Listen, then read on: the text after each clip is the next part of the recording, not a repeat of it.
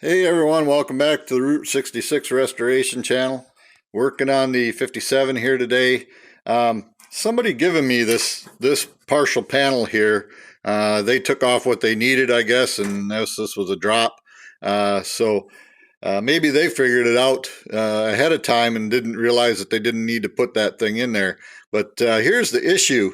If I'd have bought this panel, and this is the one that comes down and comes back to the trunk tail, has the divots and everything. If I'd have bought this whole panel, right, and paid good money for it, I'd be slightly upset with the manufacturer because it doesn't fit unless you cut 5/16 out of the middle of it.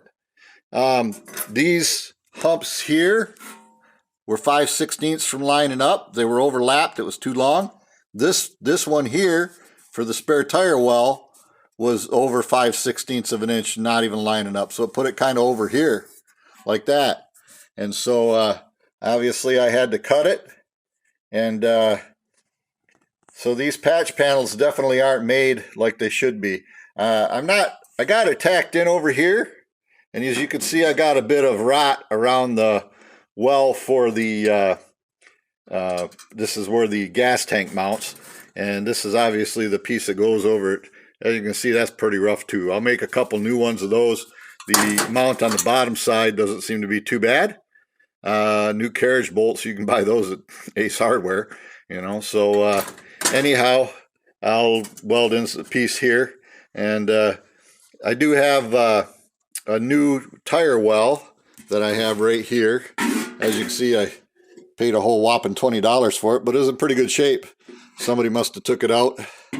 But so that'll go in the spare tire well. But the only thing is that I'm not going to weld this in because I'm going to make this patch panel. I'm going to go from here up around, and you can see it's Swiss cheese right there. I'm going to go up to that bevel right there on the top, and then down here I'll probably lap it like that, about that much. And so I think I can make that. It looks pretty straightforward. I have the bead roller to put this in, and then I'm going to bead roll this edge and then form it, because that's kind of what it looks like. It's almost like a bead roll. So if I hit it with the bead roll and then bend it down with a hammer, I think I can easily emulate that. This I can do with this for the spare tire well. I can do with a step die.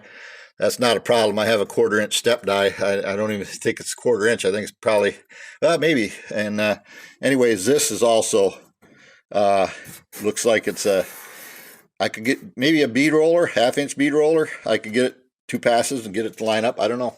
Have to give her a whirl. But we'll try it. What the heck, it's just some steel. So anyhow, wanted to give you a heads up on what I was doing today and how things are progressing. It is a daunting task when you get into one of these things.